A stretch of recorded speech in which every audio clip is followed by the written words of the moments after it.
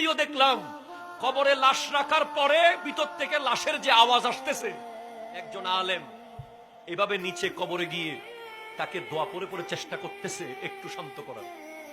والصراط حق والميزان حق وتطاير الكتب حق وأن الجنة حق والنار حق وأن الساعة آتية لا ريب فيها وأن الله يبعث من في القبور.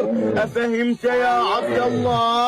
ثبتك الله بالقول الثابت وهداك الله إلى صراط مستقيم وعرف الله بينك وبين أوليائك في مستقر من رحمتك. اللهم جاف الأرض عن جنبيه واصعد بروحه إليك ولقه منك برهانا. اللهم عفوك عفوك عفوك. الفاتح. وتطاير الكتب حق وأن الجنة حق. আপনি তো কবরের আওয়াজ শোনার শক্তি আমাদের নাই। কবরের আওয়াজ আমার নবী শুনেছেন, এজন্য আমার নবী বলে গেছেন কবর 10টা বাক্য বলে বলে ডাকে প্রতিদিন।